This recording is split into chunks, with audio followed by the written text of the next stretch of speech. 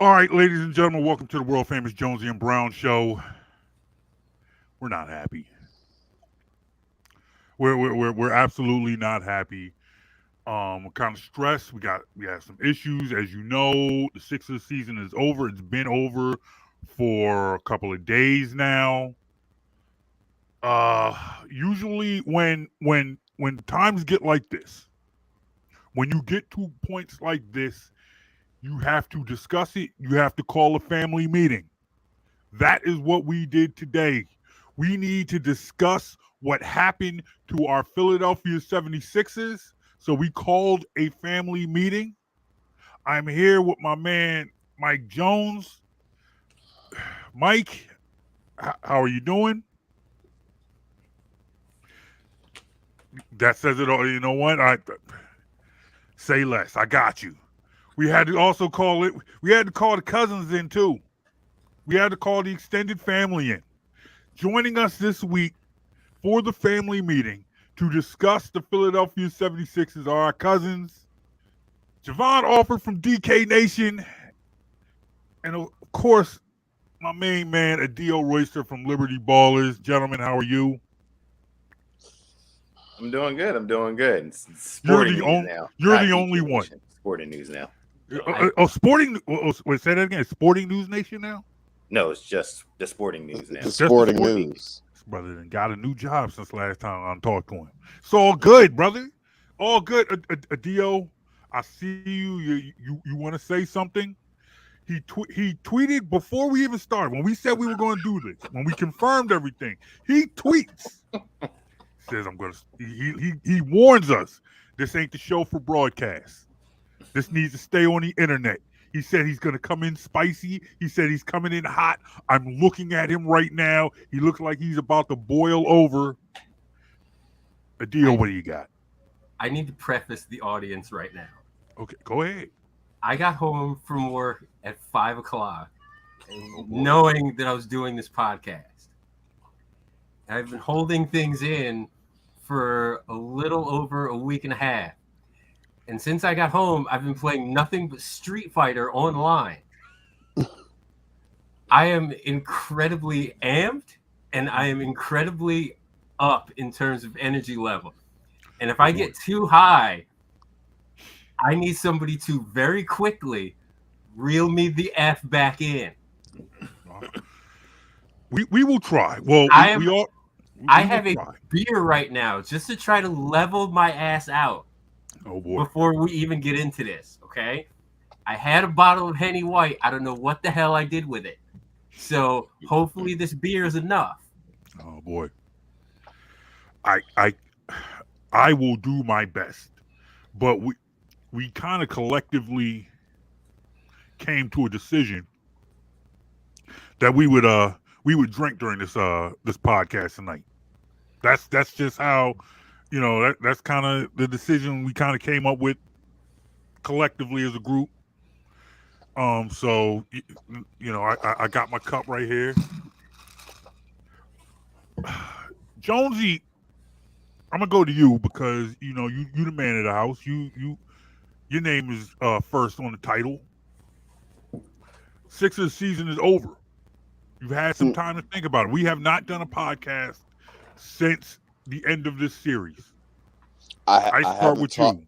I haven't talked about Sixers with anyone. Text message, tweet, Facebook, anything. Since the season ended. I've had plenty of time to chew on it. And you know what? Let's start. I personally want to start with what happened in the Heat series. Okay. And to do that, the first thing I have to do is mention the Toronto series. When you're up 30 points with like 6 minutes left in a game, and you let your guy get his face broken in. So that's where I got to start. Okay. Well, because all the questionable coaching decisions we've seen. Yes. A guy who's had a history of injuries in the playoffs should not be in the game when it's over. You're up 30 in the fourth quarter. The game is over. Had his face broken already like 2 years ago. Mm-hmm. And you let him stay in the game to get his. It was a fluke. I'm not saying it was an intentional elbow to the face. Yeah. I'm saying this is why every coach knows you pull your stars at the end of a blowout, because it's all risk, no reward. Mm-hmm. You never know what the F is going to happen. You never know what's going to happen, and I feel like, to your point, and I think that speaks to the point that this is why you pull your starters. Mm-hmm. Because people try to take what happened to Embiid and use that to the whole Embiid is injury prone conversation. I won't go that far, but he has an injury. Yeah, he does have an injury history. He has an injury history, but that was a freak. That was a freak accident, which speaks more to the point that he should not have been in the game than, hey, we need to worry about Embiid. Injury prone or not injury prone, there was no point of him being in the game. Why was he there? He didn't, Embiid could have been the Iron Man. He could have been the Cal Ripken of basketball. And he didn't need to be in the game at that point. Let's just take the whole label of injury risk off of Joel Embiid. I think we can put that to bed right now, I think. Gladly. Because the majority of his injuries the last couple of years have just been freak accidents. The face thing, the meniscus thing, because you know what? He's 7 feet tall, 320 pounds. If you fall or come down on it wrong, yeah, I don't care who you are. You could be LeBron James. You could be Kevin Durant. You could be anybody. Yeah, you come down wrong on an appendage, yeah, something's bound to get busted. Yeah. Mm-hmm. So let's just take this injury risk thing away. He had the back thing at Kansas again, kind of a freak accident, but he's not injury prone. He's just an incredible victim of circumstance. Mm-hmm. Agreed. And he absolutely, and he played his career high in games played this season? 65. What we've been begging this man to do for like 5 years. Mm-hmm. Which honestly, and maybe we'll get to this later, maybe not. It frustrates me about the whole MVP thing, but that's coming. That's coming. Well, that's coming. That's coming. That's part of it. That's part of it. Save it. I haven't got past Toronto yet. Go ahead. Yeah, because we were still at the broken face that shouldn't have happened. Yes, keep going, man. You nice. Go in. If this is the family barbecue, we're just eating the chips and the dip. We're just waiting for the meat to come off the grill right now. Oh, it's still cooking. I got you. There's already the thumb stuff. Yes. The thumb stuff's already happening. So if you're up 30 in a blowout and the guy has a compromised thumb on his dominant hand, get him out the game, let him rest. But you know what? I want to move past this because the man absolutely gutted it out, came back as soon as he was cleared from concussion protocol in Game 3, and he's not my issue. Joel Embiid is not your issue. Joel Embiid is not my issue. Okay. Real quick, Jovan, I'm going to you. I mean, I agree with Mike. Embiid wasn't the issue. The issue starts, and I think he hinted to it, was the guy that left them in. It's Doc Rivers. Doc Rivers is one of the main issues on this team, from the lack of, like you said, not taking Joel Embiid out in a blowout. Even if Toronto's going to play their starters and be tryhards, you let them do that. To the guy, finally deciding to give us Paul Reed minutes in the playoffs when he should have been playing from the get-go in the regular season. He should have played in the regular season. He should have played in the regular season, but then Doc says, "Well, we're not going to go on a Paul Reed victory tour." That's also coming. So then you finally get Paul Reed, and it's like you put him in a compromised position. And I give him credit for playing as well as he did in spurts, but he did a disservice to his young player there. So he's the issue. I mean, how many times we saw, in that, like you said, even in Toronto series, that Toronto went on runs and he didn't call that timeout that he needed to call a timeout to kind of like cap off the run, just sat there with that same expression on his face, just kind of just gonna let it happen. We'll see how they get themselves out of it. I have a quick question. of the four of us here, am I the only one that was never on board with the Doc Rivers hire? Where like, did everybody else think that was a good hire? Nope.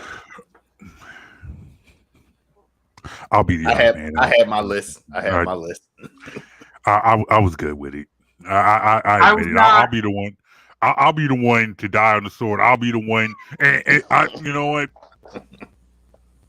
Yeah, I was wrong. I was cool with Doc. I was pounding every sandbox and singing from every high hill that this team should have just gone after D'Antoni. That was my guy. D'Antoni. I would have took. I don't know about that either. Well, I would have took Kenny Atkinson, honestly. I actually wanted to take a risk on a guy like Chauncey Billups. What about Ime Udoka? Sure. Chauncey Billups. That pick aged well. I'm just being honest about where I was at the time. I'm not gonna lie to the people. At that time, I wanted to take a risk on a guy like Chauncey. I will say this. I would have, I would have taken Doc over D'Antoni. I wanted no parts of Mike D'Antoni. I think. Can I give you my reasoning and rationale? Sure. Let me just say this. If Doc leaves, I want somebody. I still don't want Mike D'Antoni. I wouldn't mind them. At this point, I wouldn't mind them rolling the dice on Sam Cassell. I would take Sam Cassell over Mike D'Antoni or Doc Rivers at this point. Sure, that's my guy now, Sam Cassell. At the time, I was thinking, hey, maybe this Ben Simmons thing would blow over. Yeah, that opinion again aged very well. Thank you very much. Thank you, Ben and Rich Paul. Okay? Yeah. Reel myself back in here. Okay? It's all good, bro. It's all good.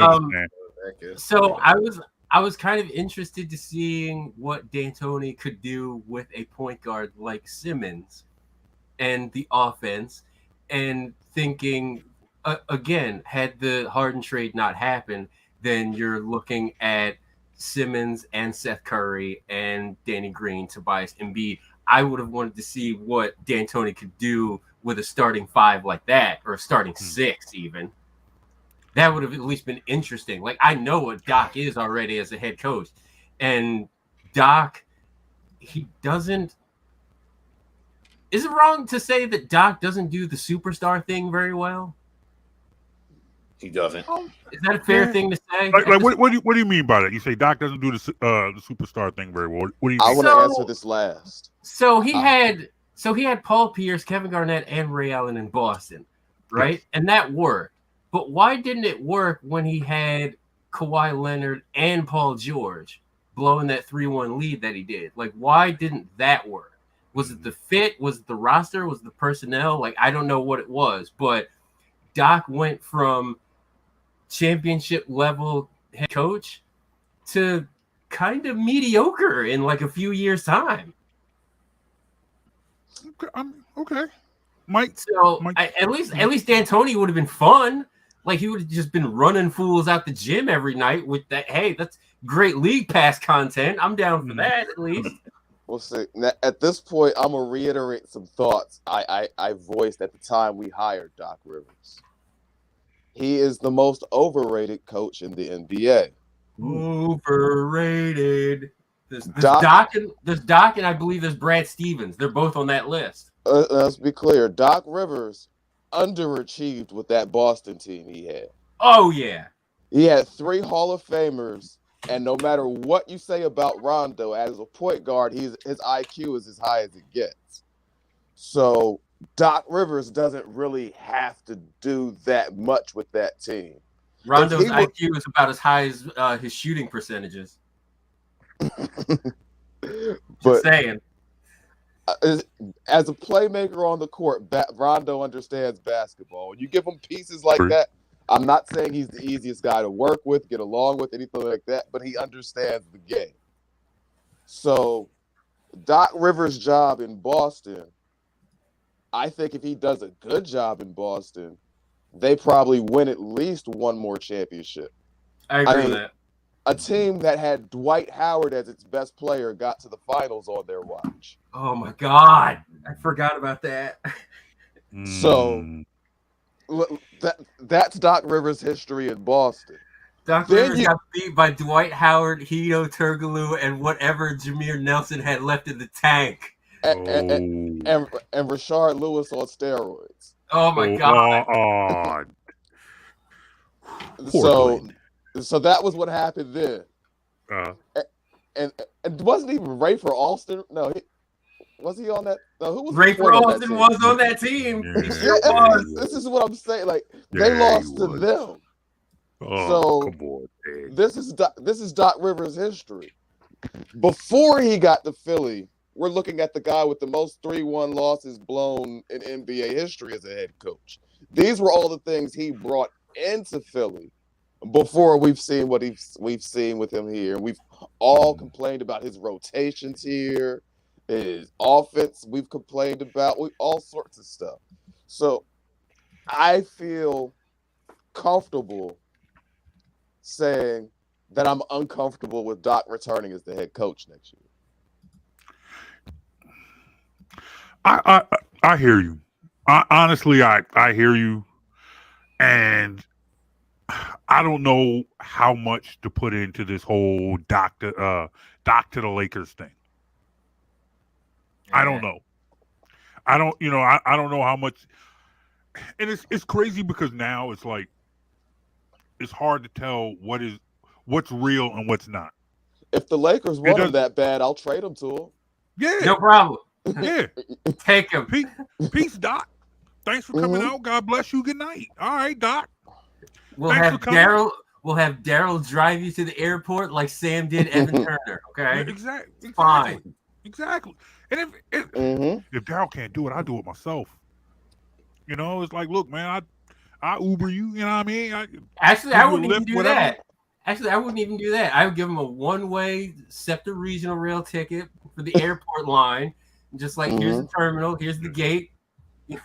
Good luck, God bless. So was your biggest issue with the Toronto series, Doc?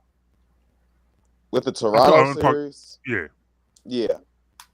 Can we talk about one last thing with that Toronto series before we move on? Sure. How that injury should not have happened had the Sixers not come out completely flat in Game 5, up 3-1. So that's the Doc Rivers special he's talking about. Oh yeah. I don't know how or why the team came out so flat in that game. You're at home, closing it out.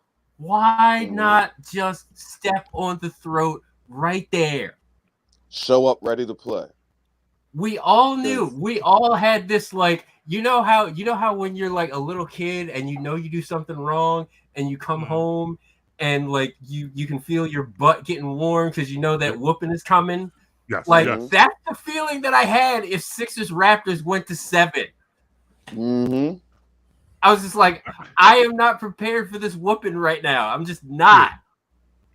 I don't get Doc Rivers sometimes, man. Yeah, I don't get him sometimes because I feel like I personally do not try to get.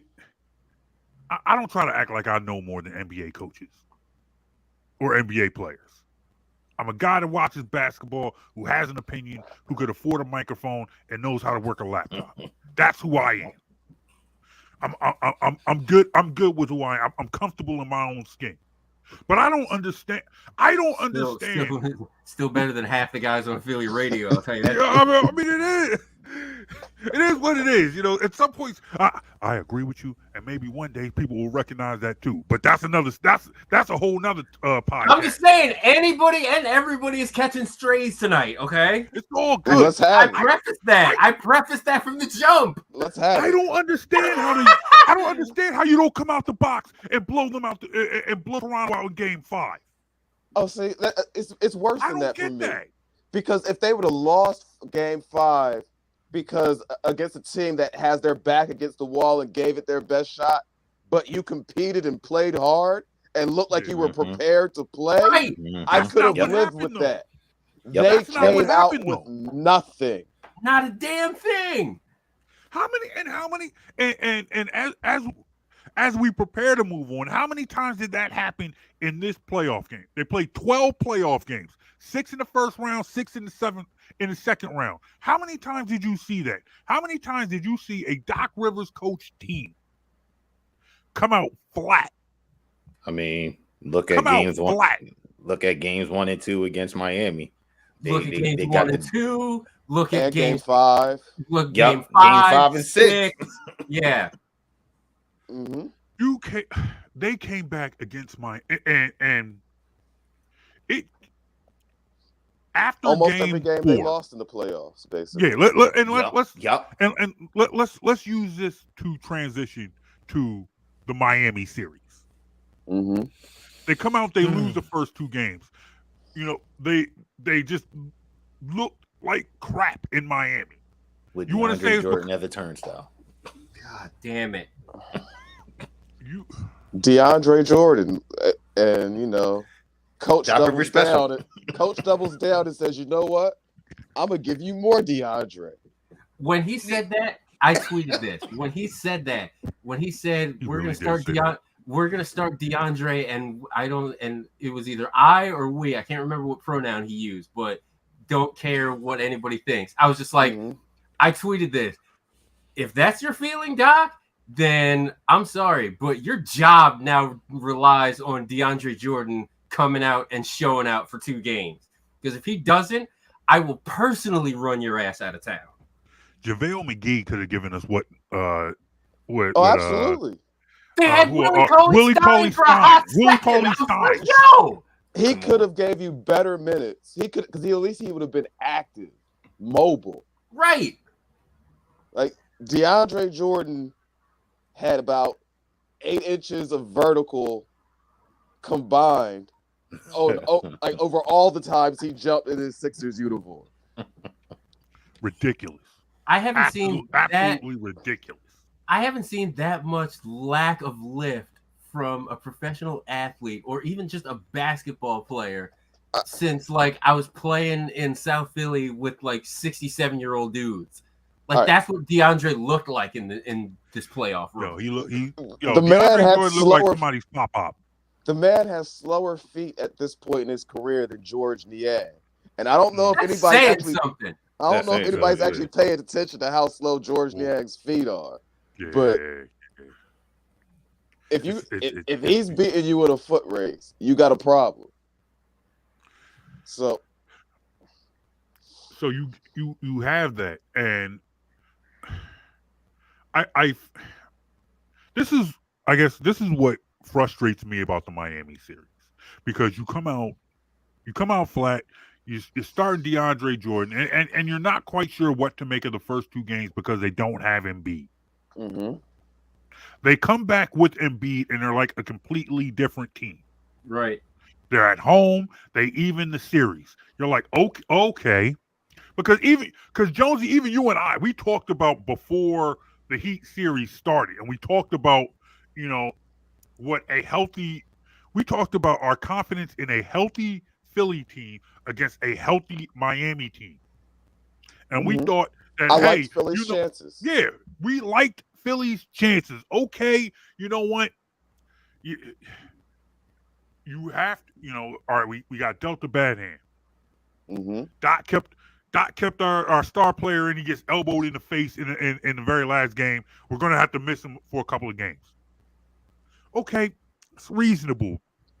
You're going to drop those games because Miami's the top seed in the East for a reason. It's not like Miami's trash. Only by record. Record. They're the top seed. I didn't say they're the best team in the East. They're the top seed. They're the top seed in the East for a reason. It's not like we're not talking to Charlotte Hornets here. We're not talking. We're not talking to Washington Wizards. What is in this cup? Because I really almost called them the Bullets. They're a solid basketball team. They're the Bullets. Let's stop this. I will never call them the Washington Wizards ever. But nonetheless, Bullets. we're talking. I get the name change, but come on. Like I grew up with the Bullets. They are the and Bullets. Mirasan, like whatever. They're the Bullets for Christ's sake. But nonetheless, they're not the Miami Heat. Miami Heat they're a solid team. They're a solid Not team. necessarily a great team, but a solid team. A solid team. I ain't call them great. I know. Look, I ain't had too much of this. I know what I said. Are they? They more at this point. They're a hell of a lot more solid than the Philadelphia 76ers. Fundamentally sound team than the Sixers. Okay, I'll give you that. Okay, but nonetheless, it's not out of the realm of reality. It's not out of the realm of expectation that you would drop 2 games on the road to this team without Joel Embiid. Sure. You know, it's not. You get Joel Embiid back, and what happens? Yes, you are at home. But the fact that you are at home makes the fact that they lose game 6 that much more frustrating. Because you're sitting here and you're like, okay. And even the series at 2. You kind of expect them to, you're going back because you're not quite sure where this series is going. So you go back to Miami, you lose game 5. Mm-hmm. All right, they look flat, whatever. Maybe they'll turn it around at home. They'll turn it around at home. They didn't do a 180 at home. You know what? Stop. They did I a gotta 360. call a timeout. I gotta call a timeout. Go ahead. Because I can't let you just. I can't just let you blow by that like that. Because to say, sure, they lost game 5, maybe they'll get better at home. Did you see the performance in game 5? No effort. No effort, lackluster in a game. You should be treating as a must-win. We all know the numbers on what happens in a 2-2 series for the team who wins game 5. We all know that. So to come out like that in game 5, I had zero confidence for them in game 6. None. And again, it's not because they lost. It's because of how they compete. How they lost, yeah. And I hate to kind of be like a dominating force on this podcast, and I apologize, but like,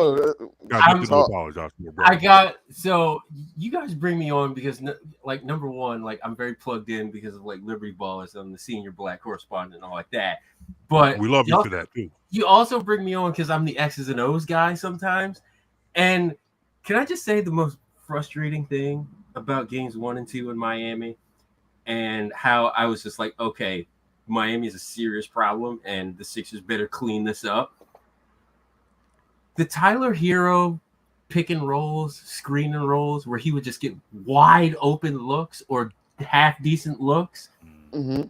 I can't tell you how many times I was in my living room watching the game, and all of a sudden I'm going to back up off the microphone just so it doesn't come off too loudly. Switch the screen! Jesus! Mm-hmm.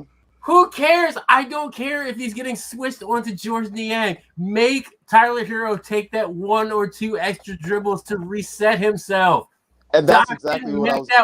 Doc didn't make that one little adjustment. They could have won game 2. And see, that's something I was going to come to a little later, but since we're here, let's go ahead and do it. Go ahead. The reason the Sixers appear to be hesitant, almost scared to switch on defense is because this team lacks athleticism all over the place. God damn it! They're problem matchups anytime you switch. They're scared to switch because if you put us in a matchup we don't like, we're in trouble. Either you're too small to defend your position, or your feet are too slow, or you're not a shot blocker even though you're 6'10", or whatever it is. Yeah. There are athleticism problems all over this team. So who does that name one athlete on the roster not named Maxey? Paul Reed. Maybe. I thought somebody was going to say Thibault, but he can't shoot. So he couldn't play in the playoffs because he forgot how to play after he couldn't go to Toronto. Paul Reed would be my only nomination. And we're not having a Paul Reed victory tour, so... Thanks, Doc. Appreciate that. Yeah. So does that mean you're going past? Is this the point where we now look past Doc Rivers and start looking at Daryl Morey, who's putting this team together, and the pieces that he has now brought in to surround Joel Embiid? At this point now, you're talking about a team with a lack of. We've discussed now for almost a half an hour our issues and our gripes with the coach. We've talked about we've talked about the X's and O's. We've talked about his personnel and who he has played and who he has chosen not to play. We've talked about how this team has lacked fire and lacked urgency in critical games. We've talked about that now. Now you're talking about the players that are on the court, the actual players that Doc Rivers has to coach. Mm-hmm. You're talking about a lack of athleticism. Are we now talking about the GM? Is it now time to start looking at the GM and who he's brought in and the personnel he's made? Jovan, you look like you got something to say, bro. Yeah, I think it's a two-sided thing. Like, I think it both goes hand in hand. Like, I think Morey has given Doc the pieces. Like we said, the lack of athleticism. I think he's given them the pieces where certain athletic players, but Doc doesn't play them, right? Doesn't play them. Like Paul Reed, for as much grief as we give him because his offensive game is not up there yet, like athleticism-wise, he's one of your more athletic big men, not named Paul Millsap and DeAndre Jordan, who Doc Rivers was trying to force people. Christ. He was forcing that combination multiple times, and you just felt bad for Paul Millsap because he was getting abused by fives. I forgot Paul Every time he Millsap stepped was on on the the floor. team. Hey, Doc didn't forget. Doc told us that Paul Millsap was crying on the locker room at Game 6 because it might be his last game, and that's what hurts him as a head coach. So you got that. I mean, how about Charles Bassey, another athletic big man who never saw the light of day when they could have used them? I mean, you look at Isaiah Joe. You can't tell me that Isaiah Joe shouldn't be somewhere playing on this team with his ability to stretch the floor and kind of, just put up shots. I mean, I think Morey has given. I think Morey has given him the pieces. He just haven't used them. I mean, shoot, they gave him Willie Cauley-Stein, but somehow Morey didn't bring him back because they wanted DeAndre Jordan. And shoot, hey, the Sixers might have the 23rd overall pick. I don't know if I can trust him to draft potentially somebody, but will Doc play him? I don't know, because I saw what Tyronn Lue did with Doc's same players in LA, and the young guys played, and look what happened. They flourished. So here's the thing I'll say about Daryl. Sorry, I didn't mean to cut you off. If you had a thought, go right ahead. I'll pose this question to the group. Is it more what Daryl has brought in? And it sounds like I think Daryl has had a couple more. He's had more hits than swings and misses, right? Mm-hmm. Seth Curry was a good pickup. Andre Drummond, close to my heart. Big Penguin himself. Loved Andre Drummond this season. That was a nice hit. Tyrese Maxey, obviously a hit, right? Mm-hmm. But is Morey kind of limited with what he can do because of before the Ben Simmons contract, now it's the Tobias Harris contract, and it's the James Harden contract? Is he kind of limited with what he can do and who he can bring in? Like, I don't know if Daryl has the ability to bring in everybody that he feels he needs to because of prior GMs like Elton Brand, Brian Colangelo, etc. I agree with that completely. There are definitely some limitations on what he could do. There were some absolute limitations on what could be done in season. You're right. And so this is why I don't necessarily want to blame Morey at this point individually, as much as I'm pointing out some deficiencies in the roster, at least as far as the players that were on the court. Right. But there's going to have to be, let's just say it. There's going to have to be some drastic things done this offseason. At this point, can Daryl Morey go to Doc Rivers and say, "Hey, bro, play the kids"? No, because Doc won't listen to him. Then that should be a problem. Remember, I don't think that Doc was ever Daryl's guy. Yeah, and to me, that's the point. That's the point. Doc is not Daryl's guy. So I think Doc is the Sixers coach because Josh Harris wanted Doc Rivers. Mm-hmm. Daryl Morey didn't want Doc Rivers. I think Josh Harris wanted Doc Rivers, and he kind of put Daryl's hands behind his back. Well, Rivers was here before Morey, wasn't he? Rivers was here first. Yes. Yeah. Mm-hmm. Doc Rivers was Josh Harris's guy. Yeah. And Rivers was recently hired when Morey got here. Right. So that was, I think, one thing where I think Morey's hands were tied was you're going to be tied to Doc Rivers at least for a couple years.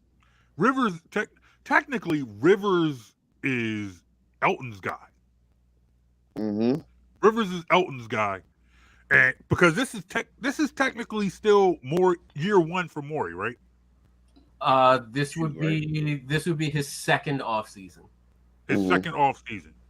Yeah, that's true. But this past season, 21-22, the 21-22 season was his first season, though. This was his first season as president of basketball operations. Okay. Mm-hmm. At this point now, but I'm saying it's now been established. Hey, bro, it was obvious that this team lacks athleticism. Can I draw this parallel as well between owner, GM, and coach? You see this in the NFL a lot. You see head coaches get hired before general managers. And to me, that makes no sense because if the head coach has one vision, but the guy above him has a different vision, that's not gonna make any sense. And there's just gonna be constant collaboration battles all the time. Mm-hmm. I think Daryl needs to just come in. He just needs to go to Josh Harris's office and says, "Look, am I the president of basketball operations? Yes. Then I want my guy next season. Whoever that is, if it's Sam Cassell, if it's Atkinson, if it's D'Antoni, if it's whoever, I need my guy in here. I need somebody that'll play the guys that I bring in. I need my guy that will appreciate the information and the analytics and statistics I'm giving him. Yep. If I can't have that, then I don't blame Daryl one bit. If not this season, but off season, Daryl's like, "Nah, I'm out. I can't win like this. I can't." Mm. And that's just going to be a scathing indictment on Josh Harris. I'm sorry. They're basically the same. Basically the same, but pretty much the same guy. Pretty much the same guy. So at this point now, you watched the Heat series. You watched it end. You saw how it ended. The liquor cabinet was clean. Mm-hmm. Absolutely was. Absolutely was. Let me ask you this. You saw how the last 2 seasons ended. At this point now, I'm afraid where this question is going. No, I mean, no, for real. I mean, you watch now how the last 2 seasons ended, and you saw, and for me, I guess probably for me, what was immediate, what I immediately thought when the season ended, they get blown out Game 6, and I just like last off season was just difficult. It was because when you lose, you have to deal with losing team narratives.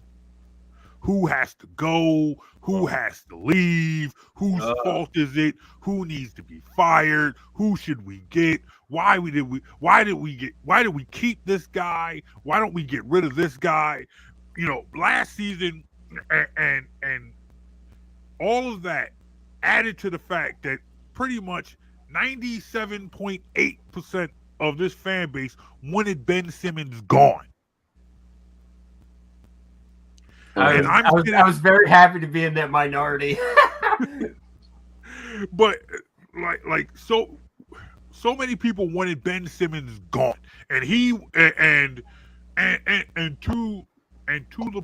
to the credit of people who looked past that, who said, "Hey, man, you know what? Ben Simmons is a problem, but Doc Rivers is a problem too. This roster is a problem too. There were people who said that. There were people who came on this podcast and said that. But nonetheless, I'm sitting there. I don't want another off season like last off season. Yeah. I don't want to go through that. I don't. Twitter used to be a nice place. I don't want to deal with that anymore. Let me ask. Yeah, it was a nice place. All right, like maybe like maybe 15 years ago, but it was a nice place. But nonetheless, how do you compare like your feelings going into this off season compared to last off season, where I feel like there are a lot of people ready to jump off the bridge? Now, there are roster moves that people want to make, but not as major as trading a player like Ben Simmons. How do you compare these two off seasons? Jonesy, you want to start? All right, because see, I'm gonna start because I'm sure we're gonna get some interesting conversation after I say what I'm gonna say. My approach to this offseason is that everyone not named Embiid can be moved. Yep. I'm gonna add to that, but go ahead. And I like Maxey. I'm not saying I'm looking to move Maxey, but if you make me the right offer, I'm not so in love with Maxey that he has to stay here for the rest of his career. I think because I'm looking at from the standpoint of how can I get value in any kind of deal. Tobias, I'm not like if somebody has to take Tobias's contract, they're going to want something for that. Harden, he's getting nowhere near value right now after his performance this offseason. As Thibault, he has limited value at best. So if you're looking to improve the team, your options on ways to do it are limited.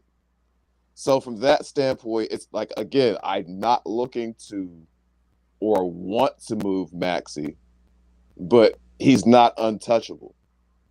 During the season, in the Harden deal, because of limitations you have trying to rebuild a roster during the season, I didn't want to trade Maxey or Thibault at that point. You have a little bit more freedom in the offseason to retool your roster. If you make me the right offer, I'm at least interested. I'll hear you out. I think this offseason is interesting because unlike last season, I feel like there are more options.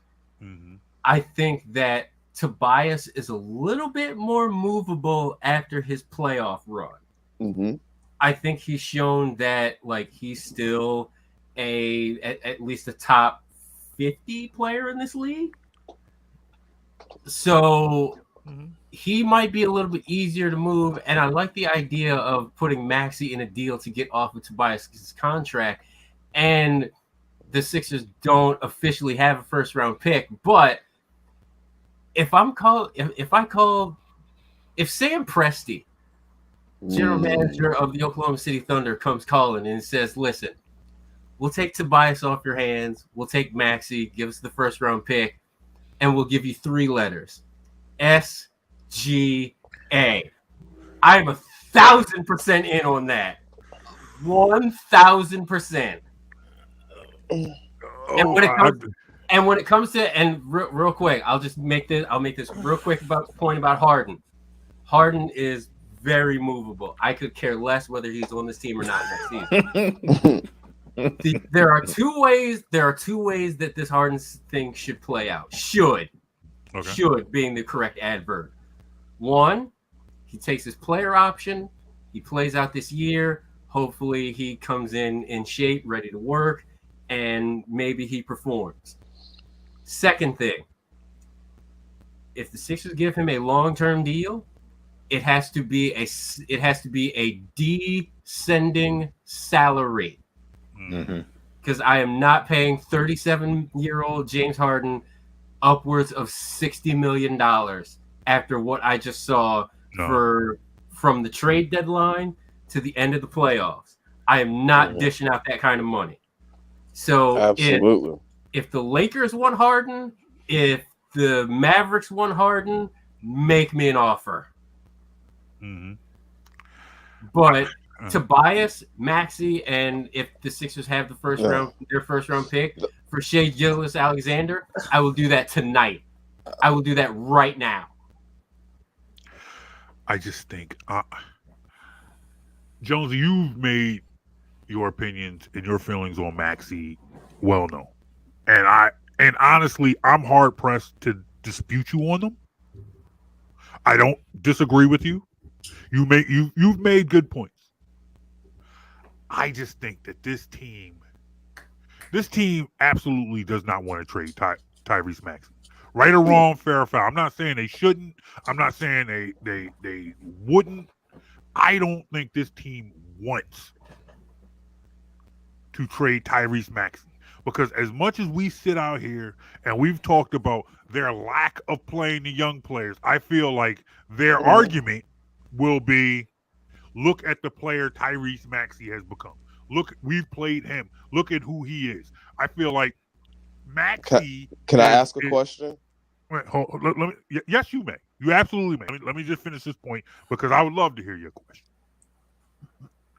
I just feel like this team wants to parade Maxey out here. Hey, look what we found. Here is our diamond in the rough player that Philadelphia just absolutely loves. That this fan base loves, that low first round, second round pick who See, now who I shows have to that ask this question. I gotta ask this question because I'm hearing you, and I knew where you were going with this, and I have to ask. Here comes. What is Tyrese Maxey? Like, seriously, let's hold on, hear me out. Let's be honest. What really are we talking about when we're talking about the ceiling of Tyrese Maxey? He's a 6'2", 170-pound two guard who's never going to be able to defend his position. He's said himself he's not a natural playmaker. All of this to me screams six-man. It screams Lou Williams. It screams Lou Williams to me. Is Lou Williams an untouchable player? No. That's a great parallel, by the way. I feel like I hear what you're saying, and I feel like you're directing it at the wrong person. The wrong person being me, because I understand what you're saying. However, I am telling you, as somebody who has been in this city for it forever, this city loves Tyrese Maxey. I know they do. My question is why? What is it that we love about Tyrese so much? We love Tyrese Maxey. I just because he has fun. Because he smiles. Because he's out here. He's smiling. He's calling Kate Scott, "Hey, Miss Kate." That's what he's saying. He wants to work hard. Well I mean, he does work hard. He worked hard than the guy that was your number one overall pick. I tell you that once. Yeah. It's all emotion. It's all I'm not sitting. If you're asking me to give you an X's and O's answer as to why this team should keep Tyrese Maxey, that's not the avenue I'm going down. I'm saying that guy that was falling all over the court, and this is not a comparison, but I'm saying he's falling all over the court like he's Allen Iverson. I was just going to say that. Not saying Tyrese Maxey is Allen Iverson. That's what it is. People see Maxey and they remind them of Iverson. That's what it is. This is the he plays with that heart. He plays with that energy that this team lacks this guy from with the so guys like Harden. Yes, so much heart, so much energy, and he just does all the little things. I'm not going to sit here and tell you that Tyrese Maxey shouldn't be a sixth man, but what I'm saying is you see him go out and play the way he plays. I'm telling you, you trade a player. If the Sixers trade a player like Tyrese Maxey, they have to get a player that you obviously see the return in. Not Yeah. somebody where you say, okay, you know what? Hey, this guy brings depth to our lineup. And Right. he No. helps us- No. This is an open comment to the NBA. Yeah. John, what camera is just the general NBA? Like, what camera do I need to turn to speak to everybody? You talk to camera 2. You talk to the camera that says Camera 1, 2, Camera 3. two. All right. Yeah. Camera 2. All right. Cool. Now Everybody you're in the talking. NBA. You're looking at camera 3 right now. Camera 2 is the camera right in front of you. Okay, everybody in the NBA right now, general managers, owners, whatnot, what have you. You want Tyrese Maxey? You're giving up a bona fide all-star, a proven all-star, somebody that has been to the all-star game. Yep. And somebody that can win us a championship. Yep. If that is not on that person's resume, I am not picking up the phone. So don't even call. If you're the Oklahoma City Thunder, you better be offering up Gilgeous Alexander. If you're the Sacramento Kings, I'm not picking up the phone anyway. If you're the Indiana Pacers, I may at least entertain the notion of Buddy Hield or even Malcolm Brogdon. But or probably both in some sort of package. Or both. Like I'm still really upset that the Pacers were able to swing and get Tyrese Halliburton. Freaking Kings. What is wrong with you guys over there? Jeez. Okay, never mind. Again, reeling myself back in. But these like teams like the Orlando Magics or like the New Orleans Pelicans of the world, like, no. Bona fide all-stars or don't call me. So since you say no to the Pelicans, I'm gonna throw a name out there that I've heard tossed around, people saying they're interested in. A guy who I said the Sixers should have been interested in when they drafted Ben Simmons simply because of the fit, Brandon Ingram. What if he were available? I don't think he is. That's the problem. Okay. All right. I think the enough. Pelicans. I think the Pelicans are very content with Ingram, McCollum, and Zion when he comes back, because the possibility of that big three is just something that I don't think that Tom Benson or Gail Benson and that ownership group, I don't think they can split that up without at least giving it a run first. Okay. I like Tyrese Maxey. I will drive him to the airport if it brings back a Brandon Ingram. Sure. Hey, if he's on the table, sure. Thanks for coming out. God bless you. Good night, Tyra. I appreciate everything.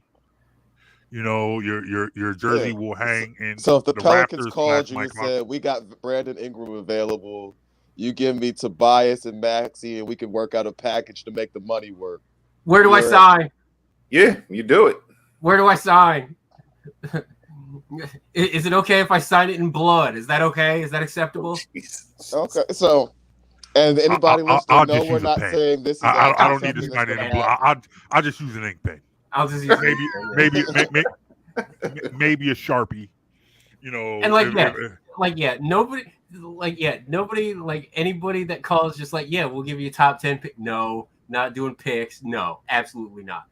Yeah, oh God, I'm trying to think of the type of player that like would be open right now. I can't really think.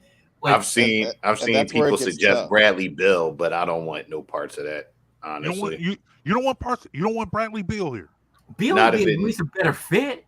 If you give me Beal for Tobias straight up, I'll do that. Yeah, correct. But if you're talking, but you know the Wizards, they would be like, no, I need like Maxey in return for that. The other thing about Tobias to the Wizards is that it kind of makes no sense because they have Rui Hachimura. Uh-huh. What do you give us Rui?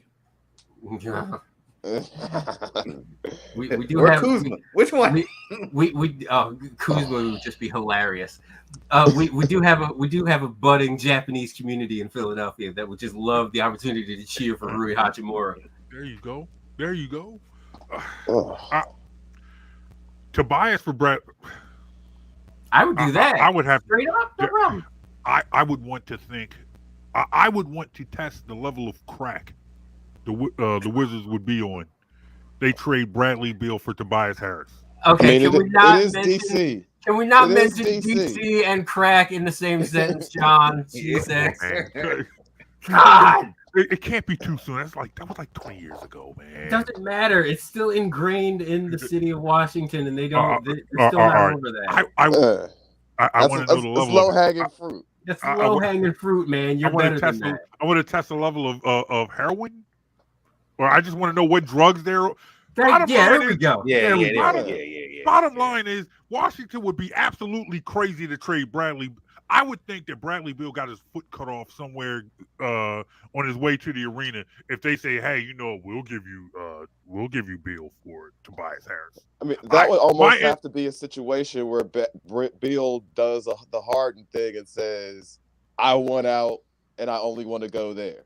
He destroys his value to every other team in the league. Basically, that's the only way I could see it happening straight up.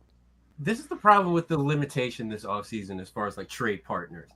The teams at the middle or the bottom of the list, they're not exactly teams that I want to trade with. Right. They don't have the pieces that would make this deal seem appealing. Who do you want from San Antonio? Who do you want from like Sacramento or Portland outside of Damian Lillard? Do you want anybody from Minnesota? Not really. Do you want anybody from Denver? Not really. I take D'Angelo Russell over James Harden right now, but that's just my opinion. He would shoot. He damn sure would shoot in the fourth quarter. That's for damn sure. There you go. You go from why isn't he shooting to why won't he stop shooting? The Knicks, Julius Randle. I don't want Julius Randle. They're not giving up R.J. Barrett, so why would I call the Knicks? Detroit, there's really nothing there. Like maybe Jeremy Grant, but at that point you're just swapping Tobias Harris for Jeremy Grant. What's the point of that? Yeah, and recycling old process guys. That's not what you want to do at this point. That would make me think we're starting all over. It's sad. This might be sad, but it might be kind of true. Malcolm Brogdon might be the best trade chip that the Sixers can bring in.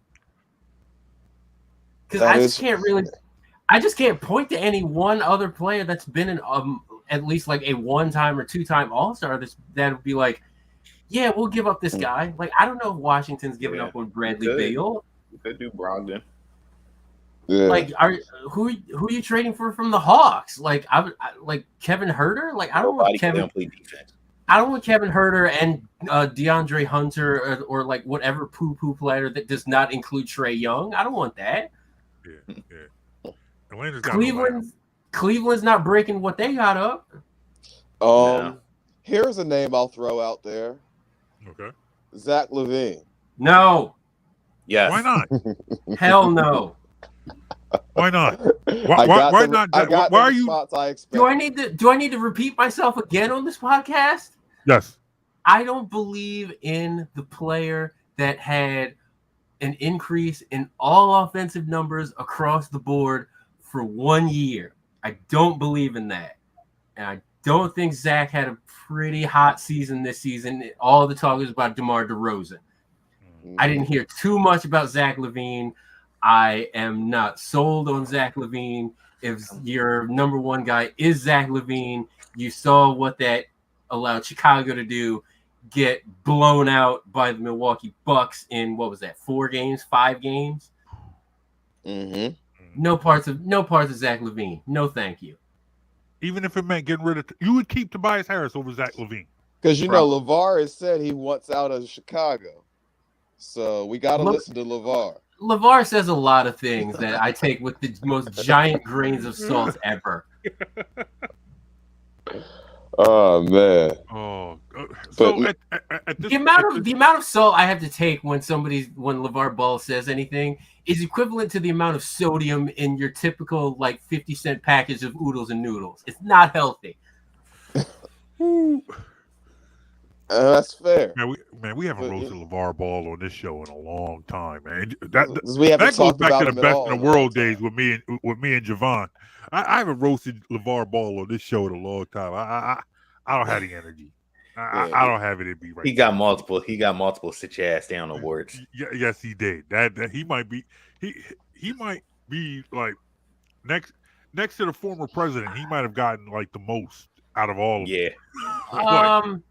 Does Donovan Mitchell interest anybody?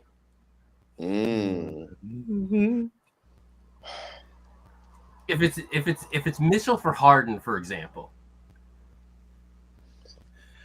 Mitchell for Harden would could be sweet. interesting. I don't know if Utah would do it, but like they got to do something with that squad. They have to. Because I don't think Donovan's their guy anymore. I don't think so either.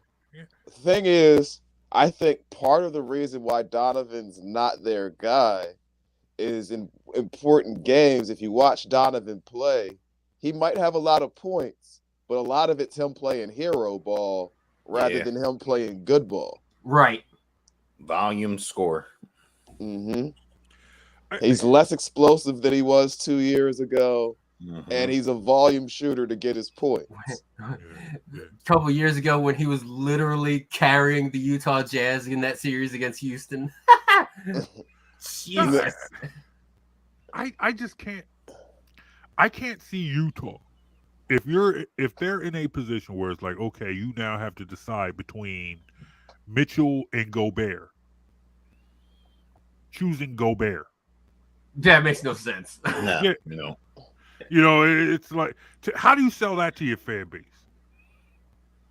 That's true. If that's the case, it's got to be a total teardown then. You know, exactly. Yeah, it's got to be a full rebuild.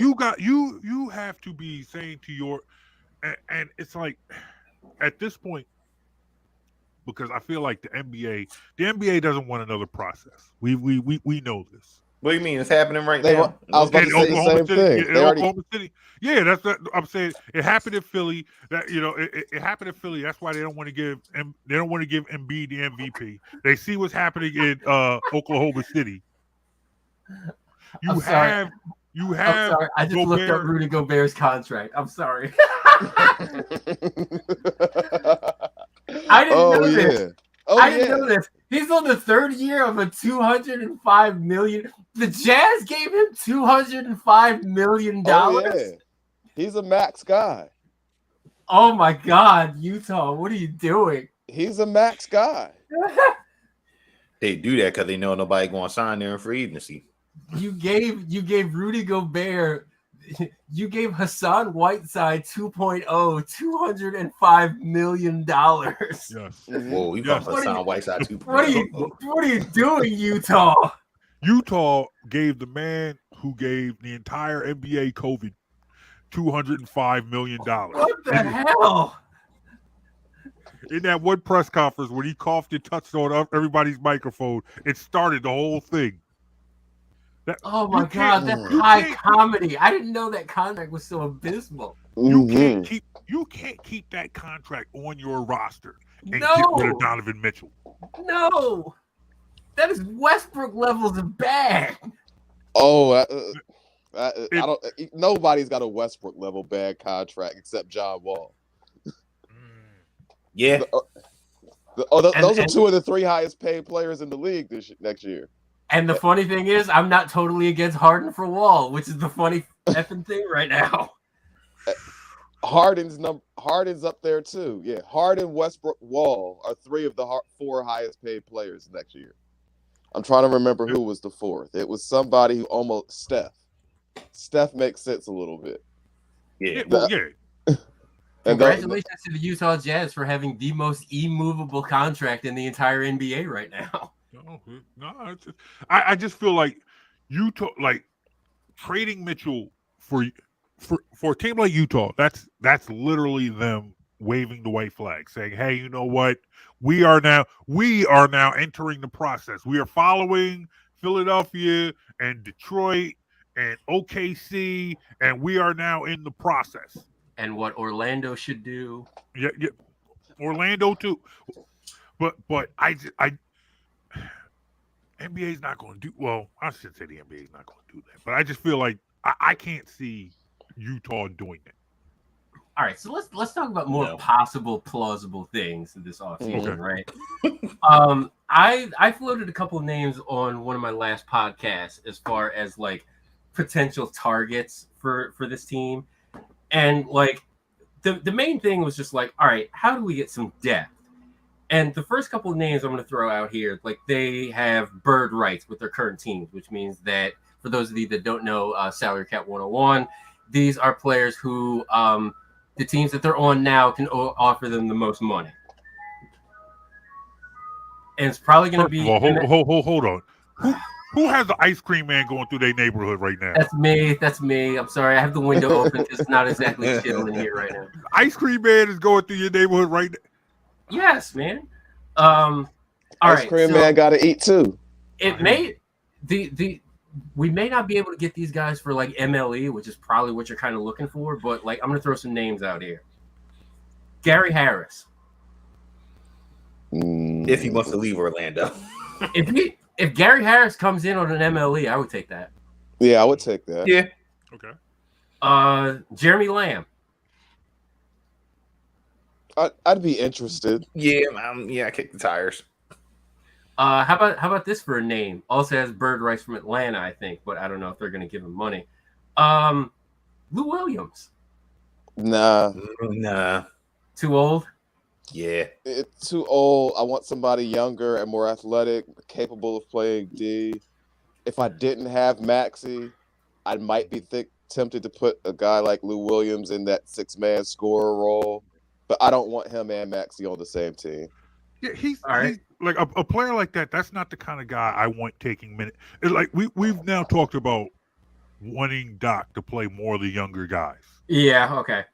I don't want to bring in another veteran to say, why is he playing over insert player here? Insert current player here. Like to me, if the Sixers are bringing back guys like Lou Will or Thad Young, I want to see it on one of them. Bring them in so they can retire type contracts. Vet minimum.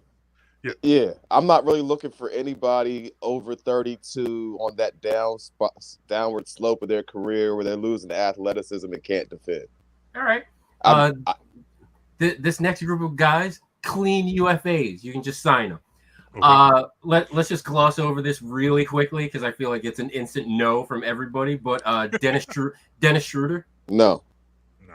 I kind of figured.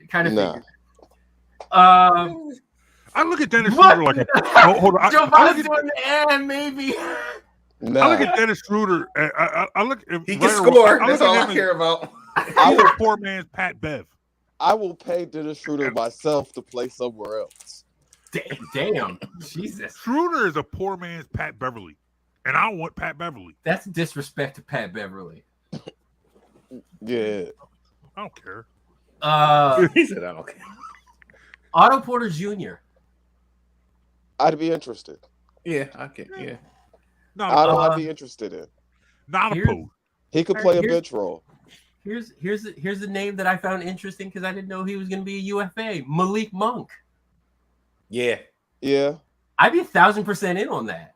I would too. 100%. Get him on an MLE. Yeah, sure. Bring the Monk in here. As far as bigs and big depth, I have two names. They're both UFAs. The first, and I know I slandered him about 10 minutes ago, but Hassan Whiteside. No. Really? I'd rather play Charles Bassey before Hassan Whiteside. Okay. You know who's also UFA, ironically enough? Andre Drummond. I would absolutely. If he wants to come back, let's do it. Yes, 1,000%. I got another name. Go ahead. Bryn Forbes. Yes. Okay. My friend Kyle, who does Brew Hoop, that's the Milwaukee Bucks SB Nation affiliate. Mm-hmm. He's saying Dante DiVincenzo might be available. I'd absolutely be looking at a guy like DiVincenzo. Yes. Question is, can you Jordan at Delaware? You need. Question is, can you give clear me up the White money? Dante. I will take White Dante. Now the question is, can you clear up the money to bring in a guy like DiVincenzo? It would probably have to be a trade, in which case Thibault or Milton probably make the money work. Okay. I don't think Dante has gotten that second contract yet. Not yet, but he's due for it soon. He's due for it, and it's either next year or the year after. Okay. What about the Danny Green contract? Is Danny it non-guaranteed? Danny Green's contract comes off the books this offseason. You mean this summer? next summer? This summer it's off the books. Yeah. But the problem with the Sixers cap situation is that they're still over the cap, even with Danny Green's number coming off. You have 3 max players. Because you have 3 max players. If that's the case, you can sacrifice Diable over Shake Milton. That's you can do that. Right. You would be willing to get rid of Jovan. You would be willing to get rid of Matisse Thybulle to bring in White Dante. Yes. Okay. Yeah, I would too. DiVincenzo is the exact kind of bench player the Sixers need, I feel. DiVincenzo could come in and be the Sixers version of Tyler Hero. Yep. Okay. Yeah. And I think that's what the Sixers have been lacking the last maybe 3 years at least. Yeah, somebody that comes off the bench and just gets buckets. Give you like 10 to 15 a night. A professional bucket getter off the bench. Right. I mean, because it's been so long since they've been able to they haven't had that player. Not since Lou Will in the Show You Love days, or like Kyle Korver in the old Korver in the old Iverson days. I mean, you're literally going back to Wachovia Center days. Yeah, when you're looking for somebody like that. That's what you're looking at. You're looking at You're looking at First Union Center, Core State Center guys. The whack, as I called it. The whack. You're definitely looking at the FU Center where you're trying to talk about. I think that's Daryl's very good at working the margins, and I think he is. There's enough that's guys. Where he excels. There's enough guys out there where you can shoot in some of these margins. You can make some hits. Like George Niang, that was a hit. Aside from his defensive liabilities, you got more out of George. Well, you wish you could still get a little bit more from George Niang, but you probably got more than you expected you would get from him. George Niang's not a guy you mind having coming off the bench. He's just not a guy you want to have to depend on for consistent production night in and night out. Agree. 10 to 15 minutes to throw like out 25. Like you throw him out there, see if he's making shots that night. If he is, you can let him ride a couple extra minutes. If he's ice cold, you pull him out early. But you don't want to have to depend on George Niang for 12 to 15 a night. Agree. You feel the same way about Korkmaz? As the lone inhabitant of Korkmaz Island, I am very in on keeping Korkmaz on this team for at least another year. Really? Because one thing the Sixers don't have is shooters. He said that. Hold on a second. Now, see, I'll say this. One thing the Sixers don't have is shooters, and I don't think that you just give up on Korkmaz like that, especially because I feel like some of it was Doc's rotational problems. I agree with you completely, and I will say this about Korkmaz. He's as streaky as they come as a shooter right now. Yep. He absolutely needs to work on his consistency. Yes. But so was Danny Green this season. I agree. But Korkmaz, I am a fan of his style of play. Yes. Yeah. And believe it or not, as long as it seems like he's been on the roster, he's still fairly young and not into his basketball prime yet. That is true. He's a guy, like Adio said, I kind of want to keep still. I mean, 100%, and he's on a reasonable contract, so it's like he's only costing me $5 million. Exactly. He's not the first guy I'm looking to move out. No. All right. First guy I'm looking to move out is Thybulle. After that, Shake Milton. Yeah, all this Korkmaz. I know you have a secret affinity for Shake Milton, Jovan. I don't want to let that go. I don't want to see Shake in a Sixers uniform again. Whoa! See, I don't want to see Shake in a Sixers. Jovan, don't walk off the show, please.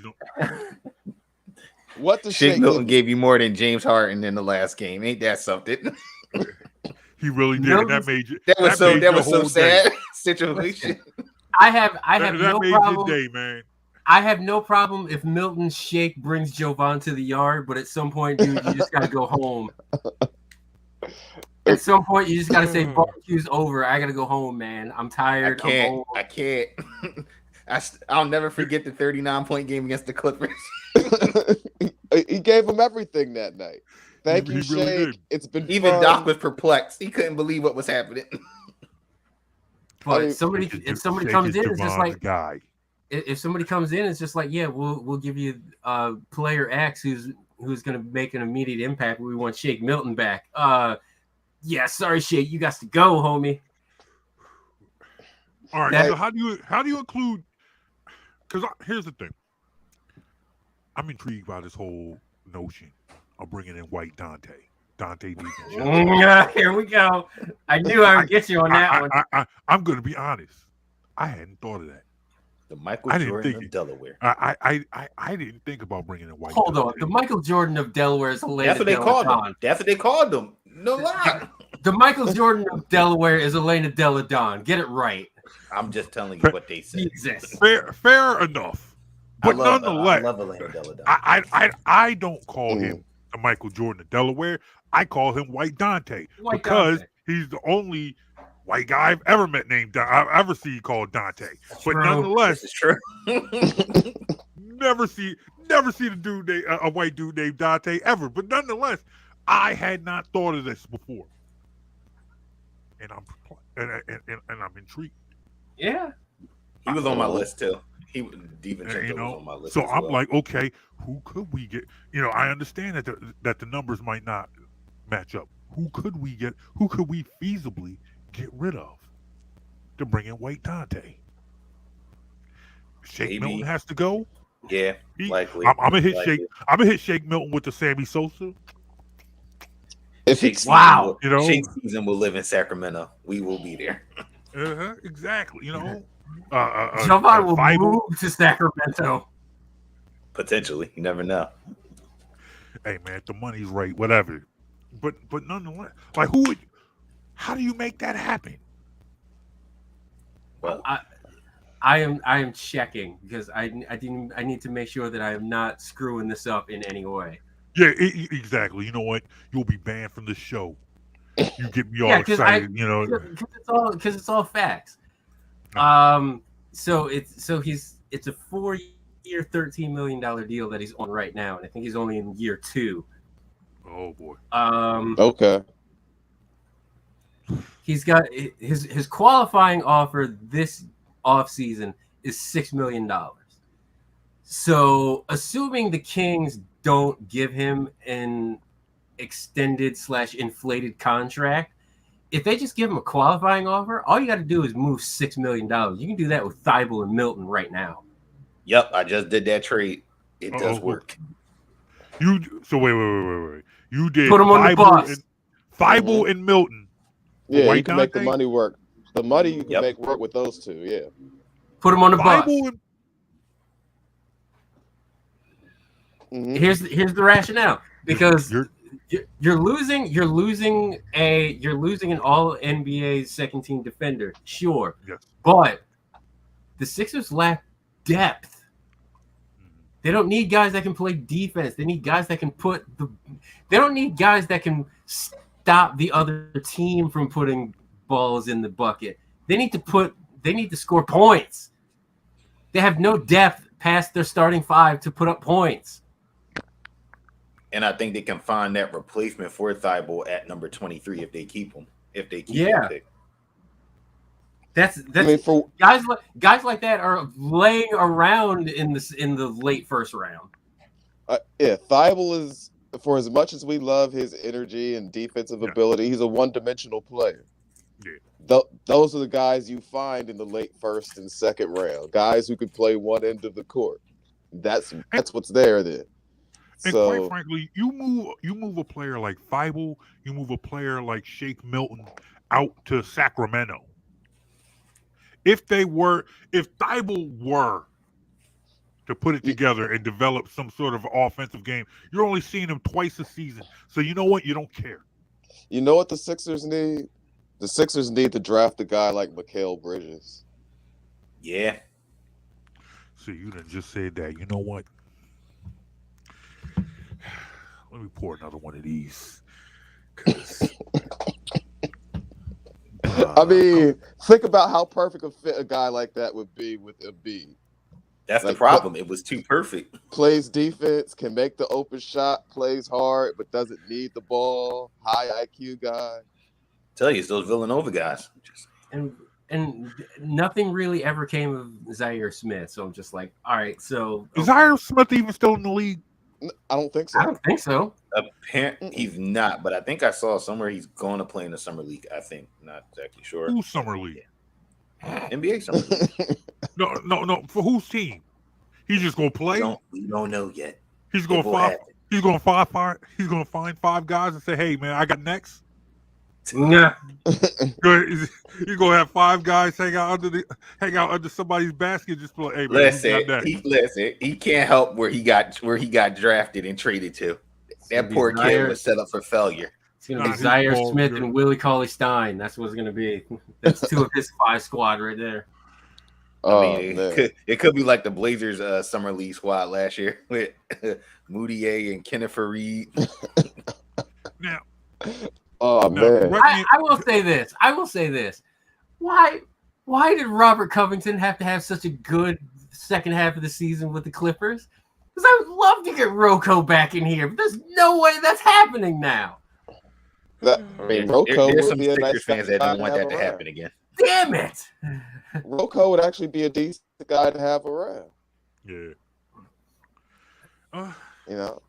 Plays defense, 4 years, 40, 4 years, 46. How do we make that contract work? The guy we traded Rocco for would be nice to have around too. Oh wait, I'm sorry. Just saying. Oh wait, I'm sorry. The guy was a UFA. No, I thought he got an extension.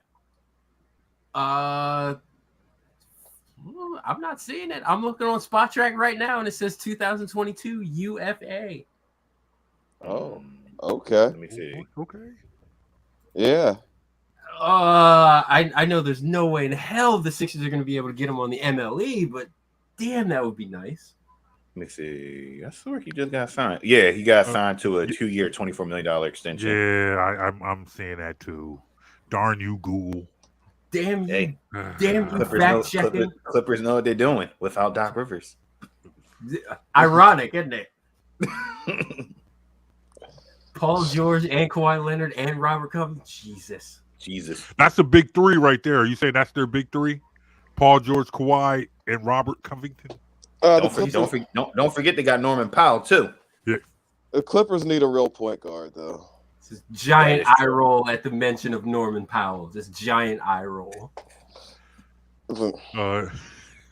Javan's like, you know who's the real point guard? Shake Milton.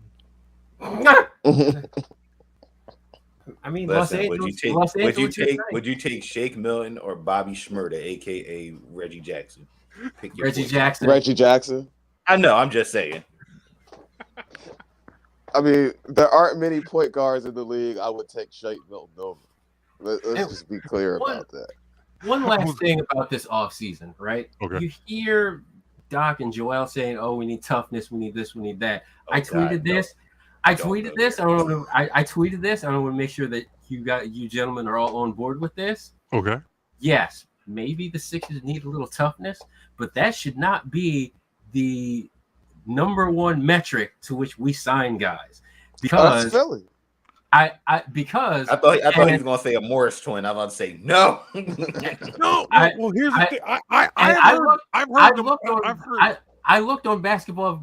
I've looked on Basketball Reference and NBA.com and anywhere else I can find the statistic. Toughness is not a measurable statistic, so I don't care. Okay, I really don't. Toughness is one of those made-up words for people that say, "Oh, they need this," but they can't really quantify what the hell it is that they really need. You know what? I don't mind Joel Embiid saying that. You want to know why? Because Joel Embiid is the center. He's a player. He's not the front. He's not the general manager. He's not the coach. Whatever. He is not the end all be all as far as decision making is made. Right. Have your opinion. Hey, you want some toughness? All right, we'll work on that. Yeah. Okay. I Now have that no he's done- interest. I have no interest in bringing in somebody like PJ Tucker. Like, no, thank you. Okay. What about the Morris twins? Either of them. Take your pick. Markeith, I don't know, Big... and I'm saying this because I don't have the list in front of me. I don't know which one's available. They seem to both sign. Markeith is the one with the heat that's available, not Marcus. I don't think. I actually want to talk about something a little different before we call it a night, fellas. All right. Yes. Because I this question does need to be asked. Okay. How do we feel about the post-series talk from Jimmy Butler and Joel Embiid about how they wish they were playing together still? Does that make anyone else uncomfortable? Just twist the knife, Jimmy. Jesus. I will say this. Because I think the fact that I heard them both say it makes me very uncomfortable. Does it make you uncomfortable because the reasons why Jimmy is not here, the two biggest reasons why Jimmy is not here are both not with the team anymore? No, it makes me uncomfortable because in the modern NBA, when I hear guys say that, they usually end up playing together soon. Yeah. And I don't think Jimmy Butler's coming back to Philly. But Embiid to Miami sure look good for Pat Riley. I don't think Joel's going to Miami. I don't think he is either. It's just when you hear guys start to say stuff like that these days. Especially at the end of a series, too. Yeah. It just gives the wrong vibes. Like, man, we just lost. And you're just like, man, I miss Jimmy. Let me put this right here. For the people who are watching on YouTube right now, or YouTube and Facebook right now, let me put this bottle right here in front of the camera. Jesus. Let me tell you something. If the Philadelphia 76ers lose Joel Embiid to whatever team Jimmy Butler is on at the time we lose him, I will drink a lot of this, and I will say whatever I will say exactly what's on my mind. What if it's Joel and Jimmy, but in like Oklahoma City with like nothing else? What did I just say? Okay, all right. Adio, I respect you a lot. I like you a lot. I like say you. If it's like say I, no. I, Look, I, say I, if it's hold, like, hold, hold on. Like what he said. Let me say this. Adio, I like you a lot. I like your style. Your style is not my style. But if the Philadelphia 76ers lose Joel Embiid to whatever team Jimmy Butler is on, I will come onto this show and I will drink a lot and I will curse a lot. I respect your style. I'm just saying. I don't cuss like you you do, but that's your style. I'll let you do. I'll let you be you. I've been relatively okay this podcast. And we appreciate that, but we were prepared to let you just be you. Oh, you had the dump button ready? Yeah, we were prepared to let you be you. However, let me tell you, I will be you. At the 76ers. I almost want this to happen now. No, you don't want this to happen. Oh my God! Could you imagine talk radio? Holy, bruh! Man! I will the leave callers. Town. I will leave town. Like the callers would be the most unbearable thing you've ever experienced. This city. They're that now. No, see, no, they're not. They really are. Well, here. I was born. He tried to find an answer. I was born. Listen, I was born and raised in Philly. Okay, so I know the extent of like the what you can theoretically get education wise from the average 97.5 or WIP caller. And I will say that the quality of education, the quality of life lessons and sports lessons that you can get from those particular callers, it has gone down quite substantially when I was a teenager. And I can't figure out why that is. And I'm kind of ashamed of the city for allowing this to happen. I want you guys to humor me for a second. because I'm going somewhere with this. Mm. And I'm not necessarily going. I might not go where you think I'm going with this, but I just want you to humor me for a second. With all due respect, Adio, how old are you?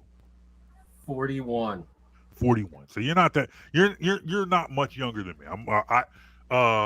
2 weeks I'll be 46. Nothing has changed in the city.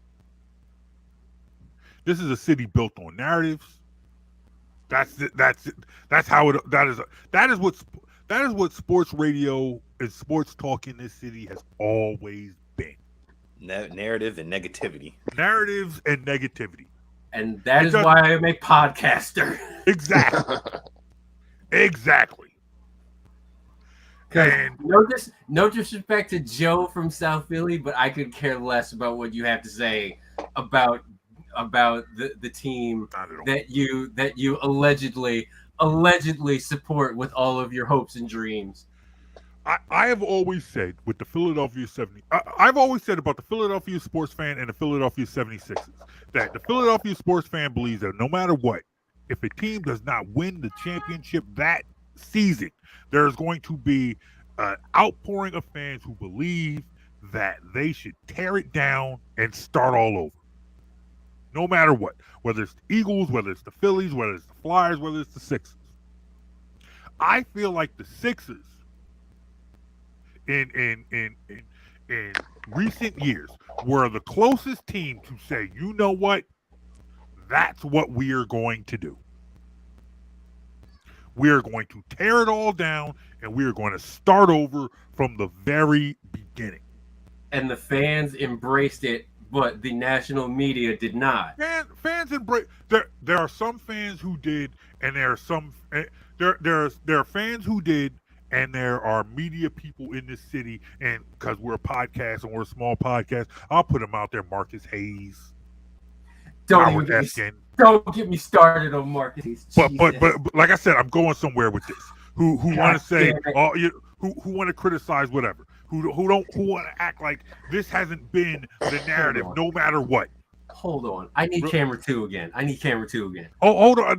Give me a second. Let me make this. Go ahead. Go ahead. I've heard the talk. I've heard, everybody wants to have this conversation. Every time over the last 3, 4, 5 years, when the Sixers don't win a championship, somebody says, has the process failed? Is the process over? Is the process is it done? To me, and I will say this, for me, the process is Joel Embiid. Yeah. He is the guy who said, trust the process. He coined the phrase. When the Sixers traded Michael Carter-Williams after he was Rookie of the Year, Joel Embiid hadn't played a season yet for the Philadelphia 76ers. We were still waiting. He was on the bench. We were waiting to see what we had in Joel Embiid. But we traded the Rookie of the Year to Milwaukee. He was the one who said, trust the process. The process is Joel Embiid. The process will be dead. The process, as far as I'm concerned, the process will be dead. The process will be over when Joel Embiid is no longer a Philadelphia 76er.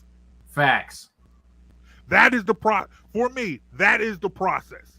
I say all this to say, if you are telling me there's going to be a time where Joel Embiid, whether it be in his prime or somewhere slightly past his prime, that Joel Embiid is playing with the team that Jimmy Butler is on, and it's not the Philadelphia 76ers, yes, I will get on this. I will get on this podcast. I will use the small medium that I have, and I will drink, and I will curse, and I will complain, because that will be the time when I'm like, that will be the death of the process. That will be the death of the process. That will be, hey, this is what we've all asked for years. In my 46 years of life, with the exception of 1983, when they won a championship, that has been The formula, hey, we need to blow it all up and start over. We need to trade Charles Barkley and start over. We need to trade Allen Iverson and start over. We need to trade whoever we got and start over. We finally do that and get a guy who is a MVP caliber player. We've tried to surround him with players. Some have worked. Most of them do. I also think it's hilarious that of all the franchises that you mentioned, as far as like tearing it down and starting over, the Sixers are the one team in this town that have consistently done it. When there have been multiple times where the Eagles should have done it, the Phillies should have done it, the Flyers damn well should have done it. Flyers least, are that way. At least four times the Flyers should have torn that shit down. Yes. But real quick before you call it a night, I'm going to turn the camera to again. Yes, go ahead. You got it. Because you mentioned his name, and he's kind of a mortal enemy. Jovan knows this. Marcus, you just continue to duck me, my man. And I'm not sure how much longer I'm willing to wait for you. I hate to draw the parallel because of the controversy and all of his transgressions. But at some point, I, as seeing myself as a Floyd Mayweather type, I'm getting old, and I can't be in the ring that much anymore, man. Marcus wants no part of you. So we got to get this going, okay? Marcus wants no part of you. I remember. Yes. I remember years ago when you said that Nikola Vucevic was only good at rebounding because he's tall. I remember you saying that. He did say that. I remember him. And that has been a bore in my brain since then. Anytime, anywhere, any medium, Marcus. As long as we're talking about the Sixers. Because I don't want you drawing ridiculous parallels to the Eagles or the Phillies or anything else. Just no. Strictly basketball. Marcus wants no part of you. And I will make you look as completely silly as you sound or read in most of your projects. He wants no part of you. Stop ducking me. He will duck you. He's not going to stop ducking you. And let me tell you. I get you don't want to lose the bag to this independent journalist. You don't want to lose your bag to the senior black correspondent at Liberty Ballers. But at some point, you gotta do what Tallahassee from Zombieland says, and you gotta nut up or shut up at this point. He's not gonna shut up. He's not gonna nut up. Marcus Hayes, Marcus. Well, that's the problem. And I respect, because Jonesy and I have talked about this. You know, we've kind of been on a good run as far as guests this last year. You know, people will come on this show, but they don't respect what you do, man. And it's a shame. They should. Of course not, because I have an opinion. Yeah, you know, and they want to regurgitate the same old ideas. Absolutely do. I'm sorry I don't fit your narrative, Marcus. I'm sorry. I just don't. I don't believe 85 to 90% of the nonsense that you say. Notice I said nonsense and not what I really wanted to say. Again, family show. But whose family is watching this?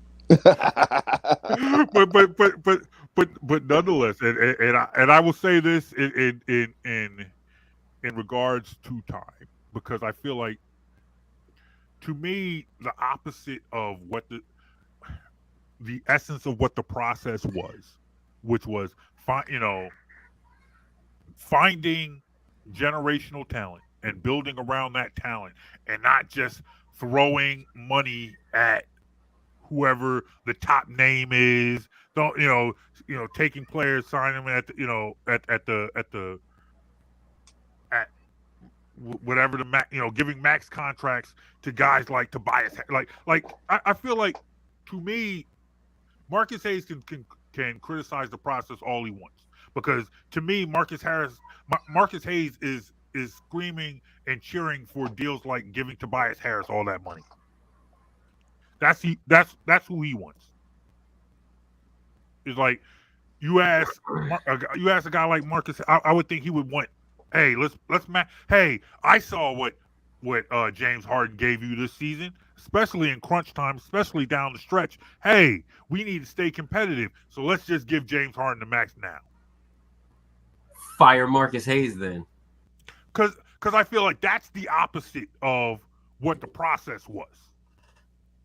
Finding young players, cultivating young players. But nonetheless, that's a story for another time. That's a story for another time because I probably shouldn't have had that last shot. And yet you're pouring yourself another one. I'm kidding. This is a joke. He's not, folks. Yes, he will. Yes, he will. He's not. First of all, you're both right. No, I am not pouring myself a shot right now. And Mike, yes, you're right. I probably will before I go to bed. But that's nonetheless.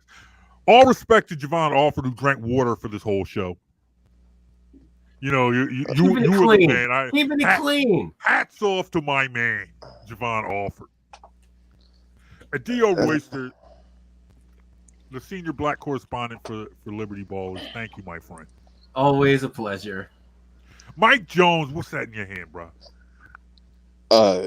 See, you don't know this bottle unless you've been to Jamaica. It's the Ray and Nephew. Nice. Damn. Overproof. Jesus. We went overproof for tonight's show. I have never been to Jamaica. I don't know when I'll ever be to Jamaica, but right now I feel like I should be at Mike Jones's house. That's where I need to take an exotic trip to Mike Jones's crib. Mm-hmm. Stuff like this travels with me when Smoke Force One sends out invitations, but I ain't got one of those yet. Once again, you can follow Smoke Force One. You can see exactly what I'm cooking this weekend. But that's another story. Gentlemen, thank you for this family meeting. Oh, I got bison meat on deck, fellas. Oh, that's right. Oh, say when? That's right. How do you wait till an hour? We don't mess around. We don't mess around. Like how do you drop a gem like that in an hour and 42? See, when it's opening day of grilling season, Adio Royster does not mess around.